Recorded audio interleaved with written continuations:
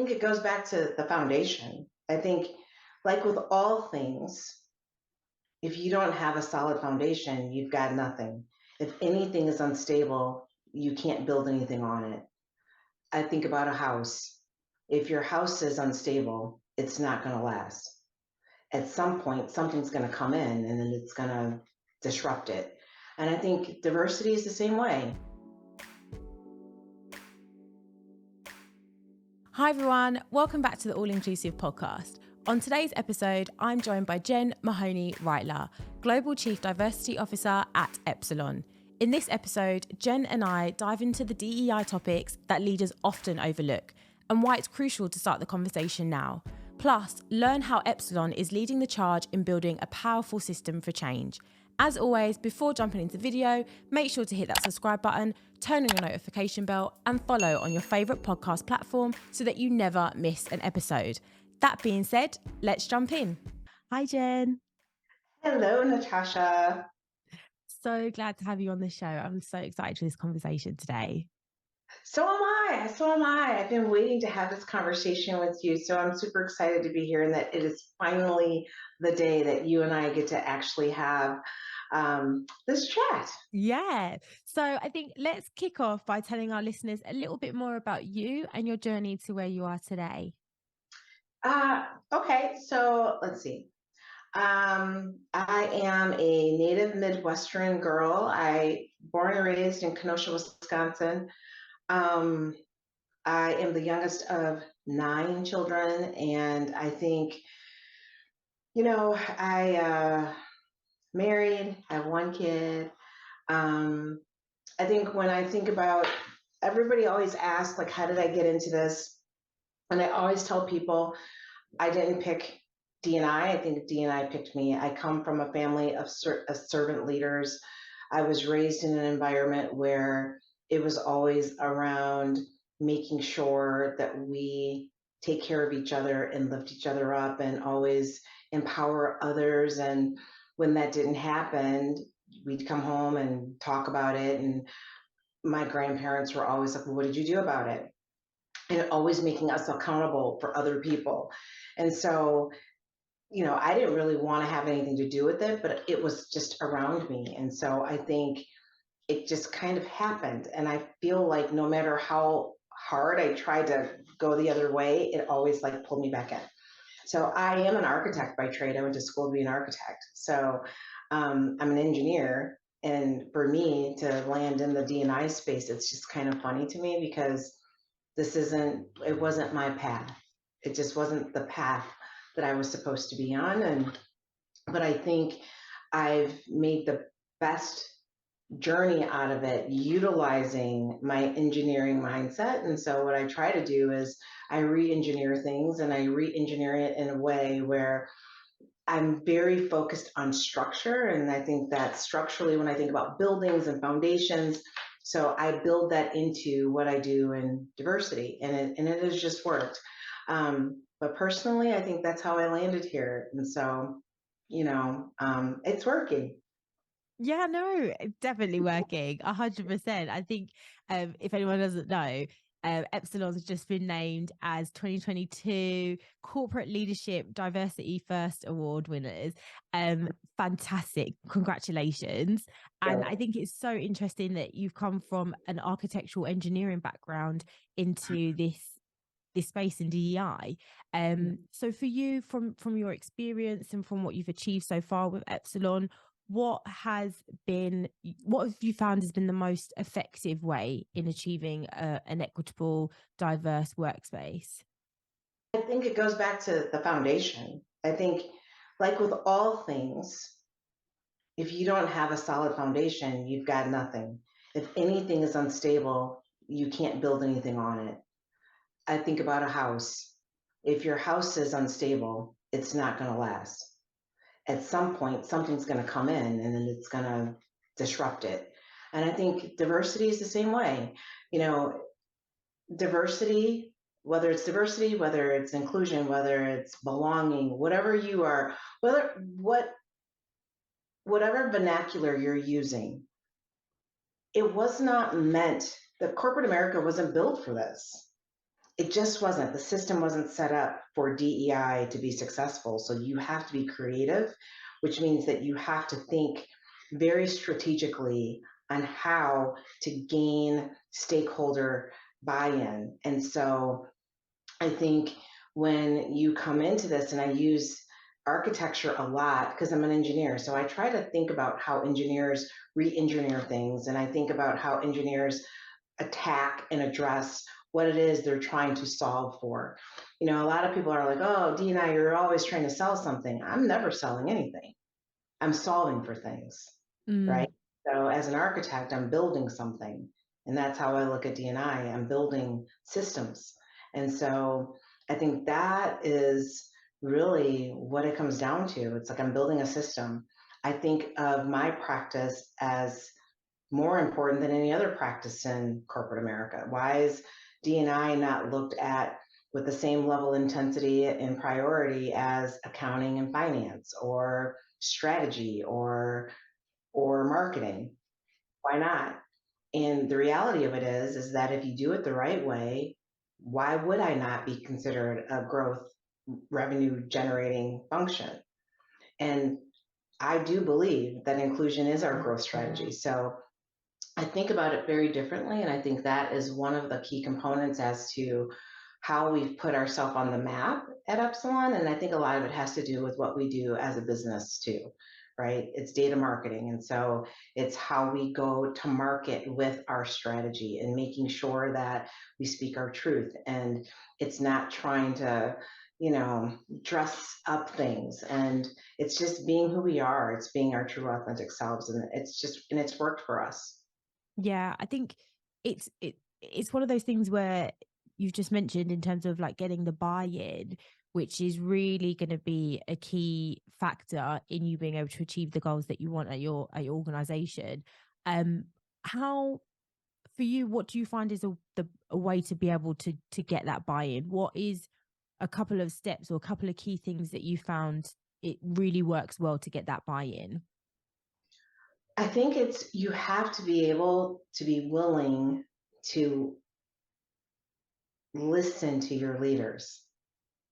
You know, oftentimes diversity leaders come in and they think that their job is to shake up the organization. Sometimes you just have to listen.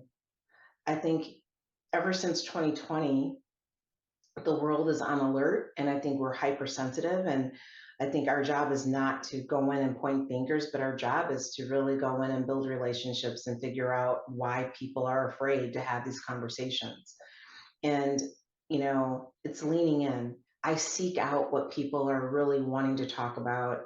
I allow them to speak. And as the leader of this practice, I need to be the last one to say anything. Sometimes my job is just to listen. I don't always have to say something. I don't always have to feel like I have to push something on them. Sometimes I walk away and go, thank you. I needed to hear that. And then come back and build, you know, initiatives or give them some solutions where they actually see their own words in the model that I created for them. Because then you're helping them to see, oh, wow, I'm actually not that far off, or I do have some synergies or alignment with what it is that you're trying to create around D&I. And so, one of the things I think that we have to learn is that when you point a finger at somebody, you have four of them pointing back at yourself.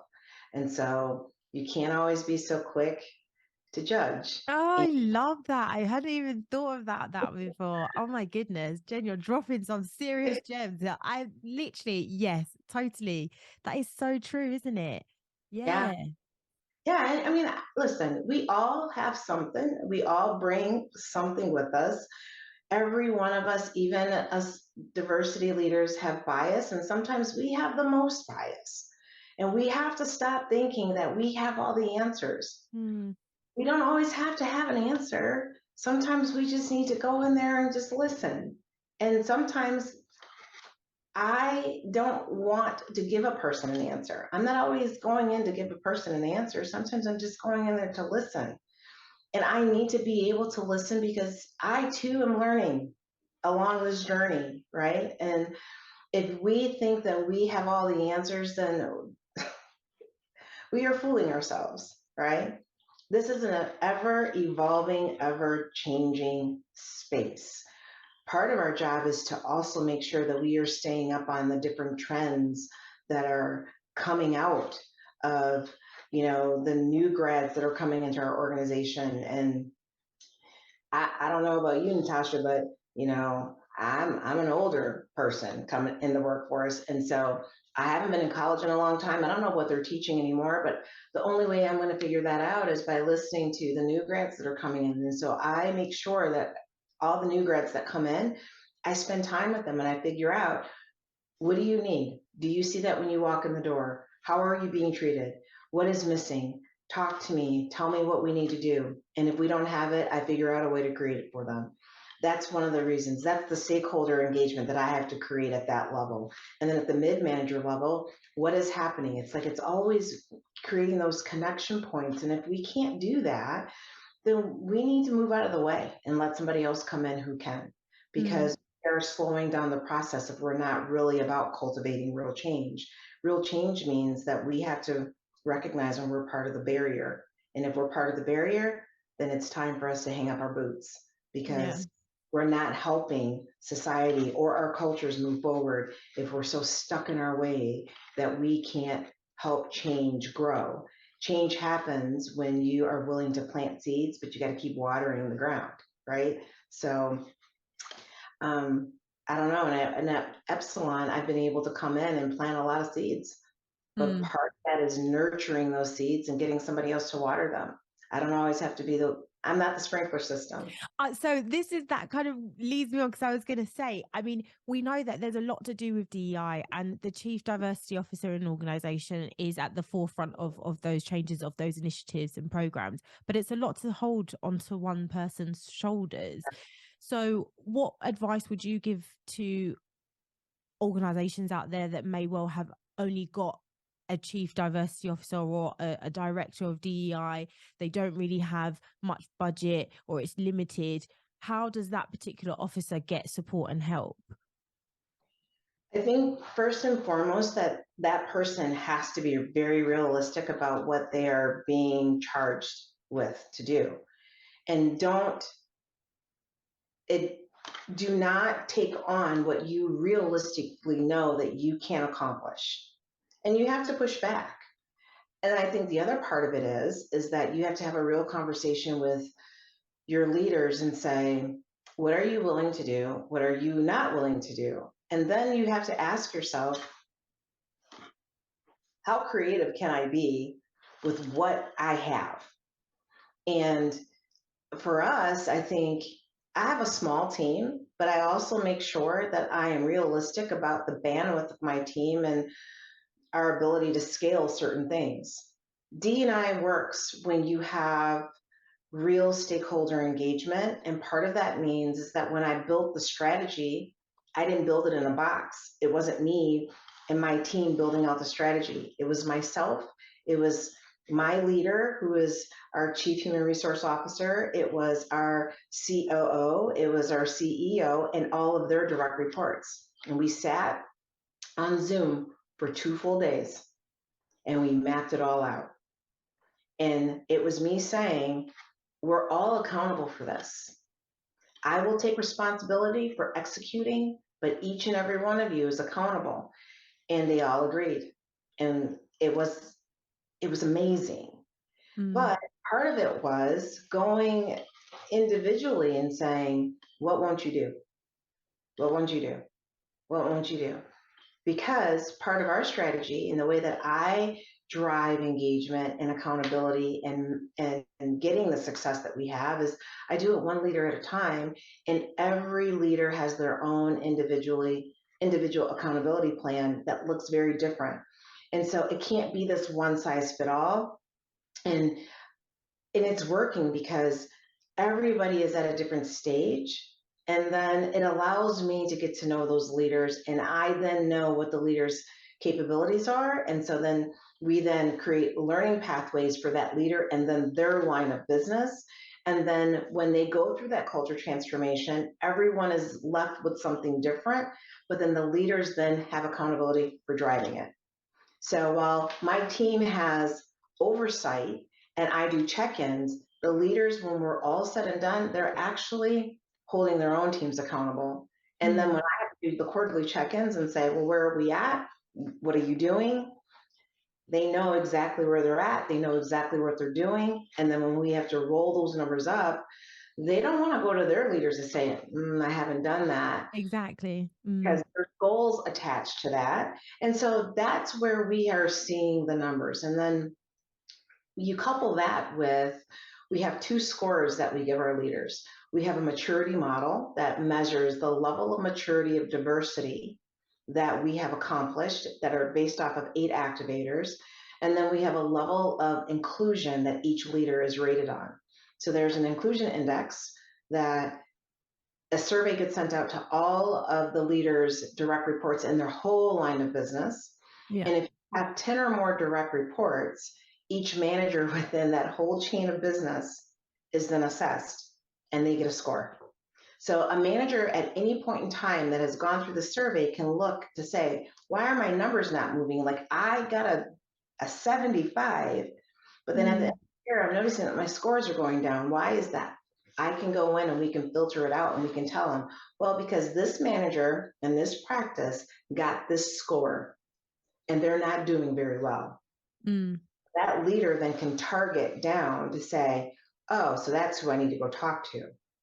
And so we're holding people accountable. I mean, accountability is one of our values. And so that's, we have to put practices in place so that people understand then what that means. And so when you look at the maturity model, it's going this way, and then their level of inclusion is this. So if they're going the opposite way, we're doing something wrong. Yeah. And so that's how we are holding people accountable. No, I think accountability is definitely a key factor in making actual real change, because I mean, if no one's held accountable, then everyone's got great ideas and we all want to make the world a better place. But at the end of the day, if no one's checking on me to see whether I'm actually even doing what I say I'm going to do, then it ain't happening. Like you can have all the greatest intentions, but if there's no actual accountability, then it's very unlikely, unfortunately, that you're even going to get anywhere. Exactly. I mean, that's what it is. It's like this. We talk about how we lead with a talent first mindset, meaning that our people are our biggest asset and it's a people first mindset. We're going to take a minute to thank our friends at Dandi, the DEI analytics company, for supporting the show. To drive real change today, DEI leaders need to be strategic and they need to be data driven. That's why today's most successful DEI leaders use Dandi to measure and manage their DEI programs in real time, track key DEI metrics, and create reports at a push of a button. Are you ready to join the DEI measurement movement? Click the link in the description below to download your free essential guide to data-driven DEI transformation. So we have these 6 tenets, and talent is the first one. The last one is accountability. That's intentional. I could have structured the circle to be very different, but I didn't want it that way. I wanted to start with people. I wanted it to end with talent. So I want people to understand that we start with the one thing that we say is the most important, which it is our people, and we end with the value of accountability. Because if we're not holding ourselves accountable to make sure that we are focusing on our people first, everything in between doesn't mean anything. So, and that's how we start the conversations when we talk about these 6 tenets, and that's how we end. So we're going to talk about how without our people, we can't do this. And we're going to talk about how we hold ourselves accountable, because if we can't hold ourselves accountable, the people aren't going to mean anything, and nothing in between is going to move. Yeah, no, it's fantastic. I think, and the success is being shown in you being recognized for the great work that you're doing and in the awards that you've achieved with Epsilon. So moving on to my next question, what is there from your experience so far? What do you think DEI leaders aren't talking enough about? Well, there's a plethora of things that we're not talking about, right? But we only have a couple of minutes, but I'll say that I think the top things that we're not talking about still to this day would probably be pay equity, for sure, parity.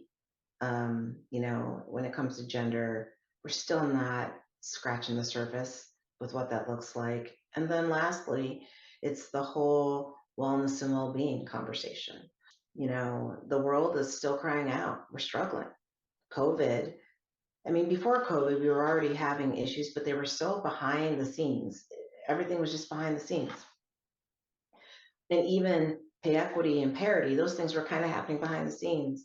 And then the mental health issues that were happening that people just didn't, people glazed their eyes over that. And then COVID happened and it just brought all these things to the forefront. And then in the D&I space, you know, everything was, I would say, gaslighted to such intensity. And there were so many things that were being thrown out there. I think a lot of D&I leaders didn't know what to focus on, and everyone was so focused on, oh, we need to increase our representation of our, you know, marginalized communities. And while that's important, that's not where we needed to focus, right? And I would say those are the things that still need to be heightened, and we need to figure out the conversation. Women are still leaving the workplace at the speed of light. The fact that women feel that they need to give up their roles because they have to stay at home to take care of the households. And we're still in a virtual world. That's ridiculous, right? I mean, this is supposed to be America, right? We're a global entity. There's technology. I sit in a role where I'm in the United States of America, where we call it the land of the free, yet everyone still feels like they're being held back. And I'm like, okay. So there's just so much that we still need to talk about. And then let's not even talk about how our marginalized communities and our underrepresented communities feel, because that's just talking about white women. We're not even talking about our women of color who feel like they're not even being acknowledged when we talk about pay equity and parity when it comes to that, right? It's a lot of layers to kind of fight through. Yeah. What do you think why do you think it's a topic that we're not really talking much about right now? Because I think that our top roles are still managed and led by men. And I think men just are not comfortable having the conversation. I think they don't know what, um, I think that organically, men don't have a problem working with women. But I think that when it comes to making powerful decisions, men don't know how to react to women getting to the same decision. Our process is different. They don't have the patience for us to get to that decision. Even though we may land on the same decision, they don't like the process that it takes for us to get to that decision. I Yeah. think that when only when our system gets to a point where it's recalibrated and you are seeing more women have positions of power and influence, meaning more roles at the CEO level and the COO level. And, you know, that glass ceiling, there is no glass ceiling. Like Yeah. there's just no ceiling, right? Can we just have a conversation where we're not talking about the glass ceiling? How about we just stop talking about a ceiling, right? Yeah. And Yeah. stop using all of these, you know, all the language that then creates a barrier for entry. When we can start having those kind of conversations, I think then men will feel a little bit differently about allowing us to be free enough to even be comfortable in a room. They let us in Mm. the room, but then they think, well, you're in the room, that should be enough. No, right? And so I think it's just education. And so we started a program where we partner with Catalyst to talk about Mark, and it's called Men Advocating Real Change, where you have men going through a 3-day training where they are basically putting on the lens of what it feels like to be a woman in a room and Oh, understand wow. what it feels like, right? And the cohort is 70% men and it's 30% women, and really kind of flipping the script. And it has been remarkable. We piloted it in our Bangalore, India office and also in the UK. And it has been phenomenal to see the 360 turn that Oh, has happened fantastic. rolled out here in the US. And so I think you have to start there. And again, I think it's all about education, but I also think you have to make it personal for some people. You have to Yeah. make it personal. When I talk to some of our leaders and I say to them, if your daughter came home and told you that they didn't get a job or a position or they weren't acknowledged because they were a female, how would that make you feel? And they get, you have this visceral, they're like, what? No. Yeah. Well, every female on your team is someone's daughter. Right. Yeah. Or, right? Yeah, no, it's totally true. And I think also, like, going back to what you said in terms of like how men just don't have the patience, or they just don't like the process that we sometimes go through to get to certain decisions, or how we react to certain things. Like, even just I remember that I'd gotten a speaking engagement to speak at a small DEI event, and I was so excited about it. And I'm like, it's like literally, I think it's like the night before, and I'm my husband Chris, for all those listeners, he's also got a fantastic HR podcast. Jen, you know him, you've done a Yep. lot of work with him as well. And so I was kind of thinking to myself, right, okay, this is one of my first type of speaking engagements. I don't do very many, and I'd kind of got my stuff together, like reading through it, and then it's like the night before, and that's the nervousness and the anxiety and the pressure. Plus, I'm having to sort out dinner for my 4-year-old, all the mummy things as Yeah. well, on top of everything. And then I kind of just quickly, as I'm like sorting stuff out, I'm like, oh, by the way, babe, I've got this question. What do you think about this answer? He literally was like, no, you need to do this, this, this, this, this. And so at that point, his suggestions were very helpful, of course, very useful.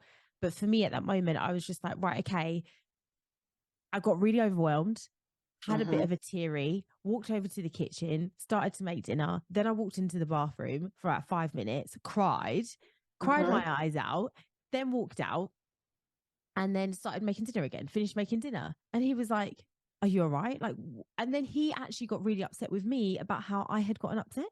And he was like, you take things too much to heart.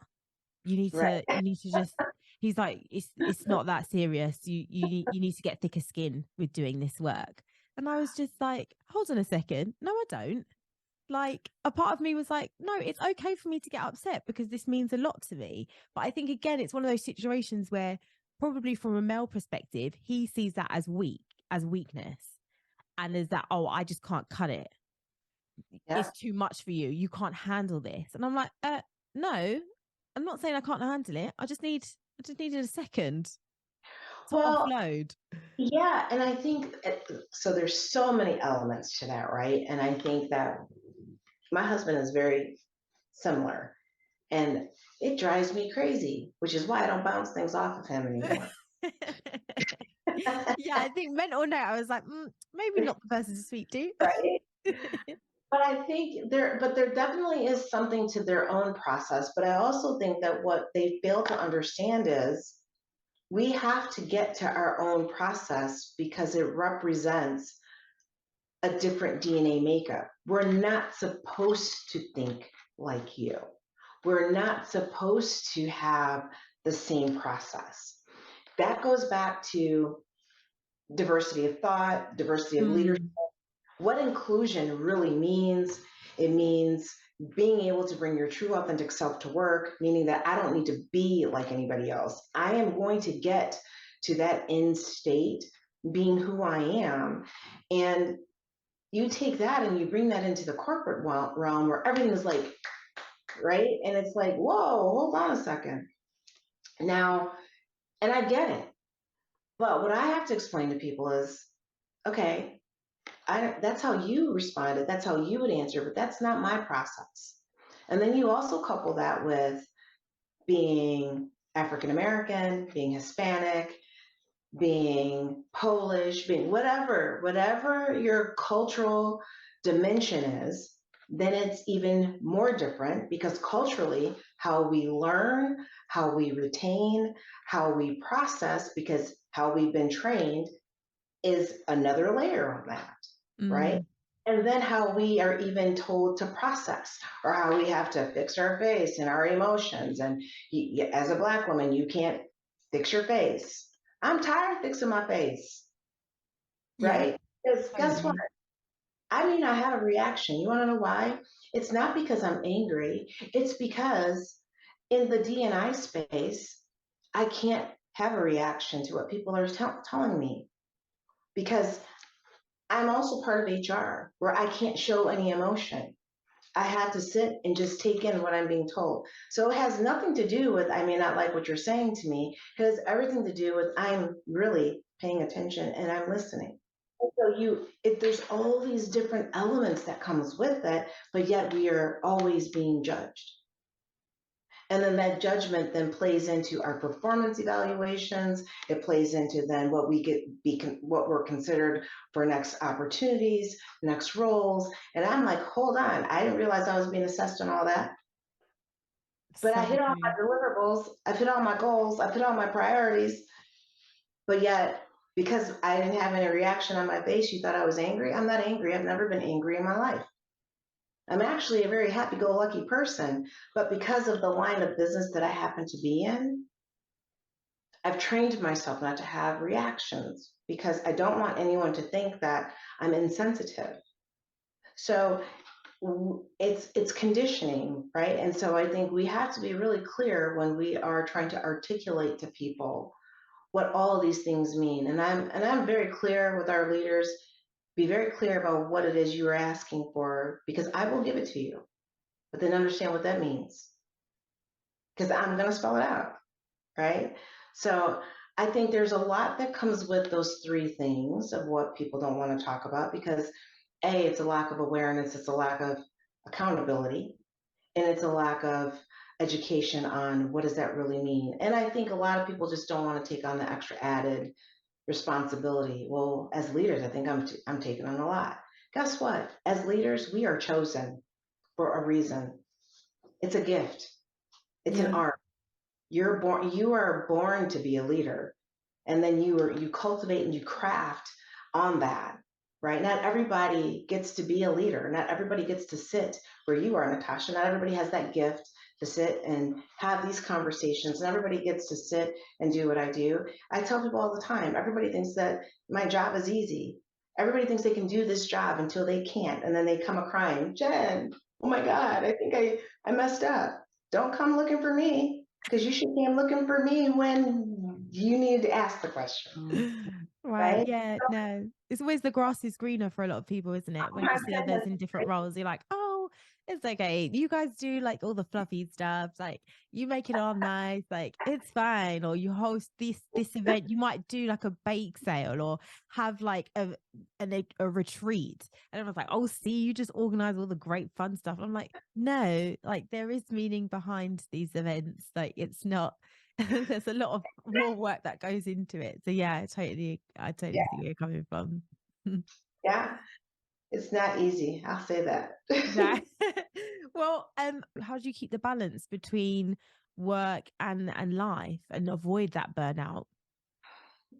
I'm honestly, I think that you have to be intentional about what really matters to you. I think it's easy to get burnt out. I think it's easy to get consumed by the daily grind of work. But I think it's easy to get consumed by the daily grind of motherhood. I think it's easy to get consumed by the daily grind of life, right? So you do have to carve out time. I mean, I went on a wellness retreat a week ago and just because I needed to wusa and I needed clarity. And I work out every day in the morning, and then I make sure that when my body says it's enough, you just got to listen to your body.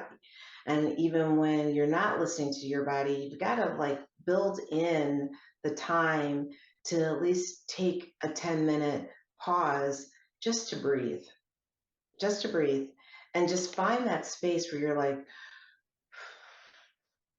and tell yourself, I'm not crazy. I'm Yeah. not right? And you're doing all the things for the right reason. And I think to me, it is making sure you're managing what is the priorities in your life. And I'm very clear about what that is. So when people talk about careers, everyone assumes the career is your job. Well, my career is my family, and I'm very clear about that. So my job is what I do for Epsilon, and that can come and go like that. Yeah. My career is what I live for, and that has two names attached to it, and that's my husband's name and that's my son's name, and that is what I live for. And so the job cannot take me from my career. And if it ever gets to the point where my heart starts racing because of the job, I'm doing something wrong. Right. Yeah. I think it's an And important message for a lot of people out there that actually it's a job. it's a And job. yes, you want to enjoy that job and you want to feel like you have a purpose. But it shouldn't the life shouldn't stop with just the Mm-mm. job. No, and I think I get it and I understand it. But if we didn't learn that through COVID, It's true. I think a lot more people realize that actually, you know what, it's mm, not the be all and end all.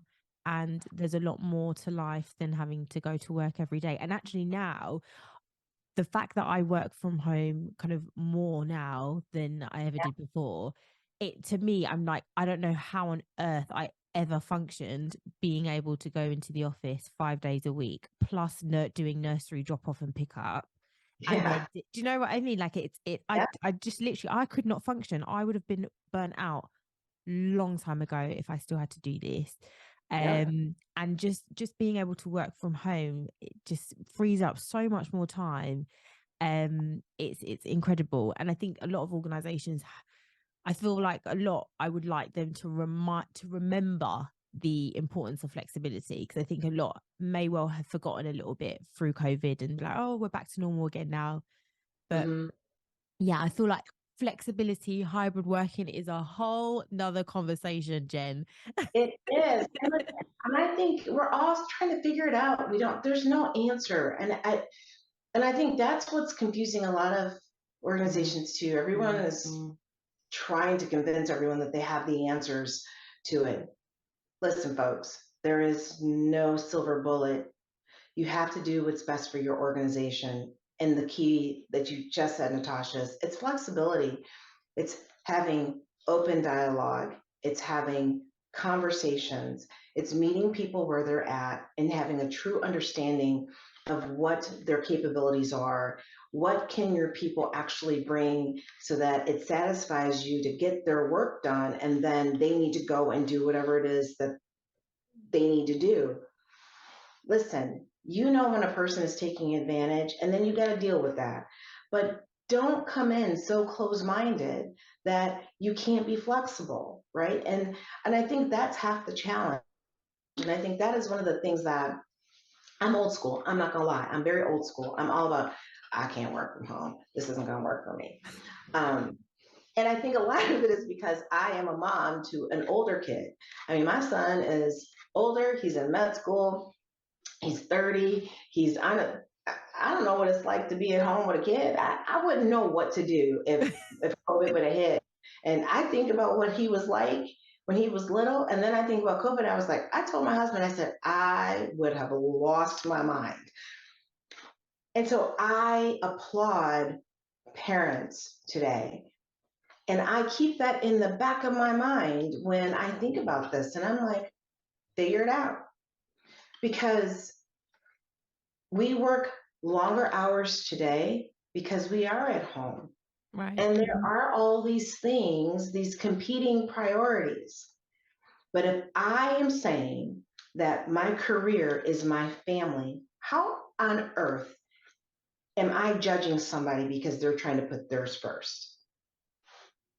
Mm, no, it's so true. Check yourself in, because there's no way I'm going to sit there and let somebody tell me that, Jen, you can't do that. You can't go see your son, or you can't, I'm out. Can't do it. So just find the balance. You are going to get more out of people if you allow yourselves to be flexible and have real honest conversations and manage expectations. And I tell this to anyone that I talk to, because at the end of the day, I need people who can bring their whole selves to work. And that means I allow them to be who God brought them in this world to be, not to be pretentious and fake and phony and pretend like they are happy. If you're not well, I need to know that, because then I need to work on how to get you whole. And what does that mean? And what does that mean? And what do I need to do to help you get there? I own wellness and well-being. What do I need to do? Right. And so for me, it's been a whole new experience this last couple of years. And I'm thankful to Epsilon, because wellness and well-being, what I thought it was, means something completely different to me today than what it did 2 years ago or 5 years ago. And working remotely and through my whole first year at Epsilon and being in charge of culture, and it's like, how am I supposed to do this job, being in charge of culture, working remotely? And I traveled the first year and got to know people and figured things out, and working really closely with my HR business partners and pulling them into this, and us going through this together and figuring it out. But I will tell you, the one thing that we've learned is that at the end of the day, if you can't make your culture part of your family, you won't be able to embrace it and make it a priority to make sure that you get it right. Yeah. No, it makes total sense. When you say it, it makes total sense. But Mhm. I'm glad that you have, because I think a lot of leaders out there need to listen and need to hear and really take some real action towards that. Because I agree with you. I don't feel like you can't do it any other way. No. Um, but thank you so much, Jen. I mean, like, I've so enjoyed our conversation today. I feel like I could talk to you for so much longer. Could you give some advice to those aspiring leaders out there? Just one piece of parting advice to those leaders that are listening today. I think do something different. I think the success comes, there's foundational pieces of diversity that I think need to remain. And I think those are the foundation pieces of D&I, because you have to have those. And those are going to be around forever.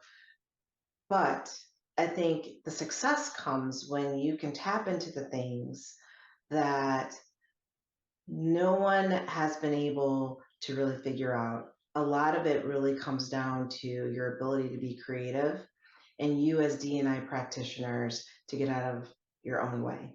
I think when we get out of our own way to be receiving of, feedback, and be open to new ideas and new approaches and new ways of doing things, that's where you get more stakeholder buy-in and engagement.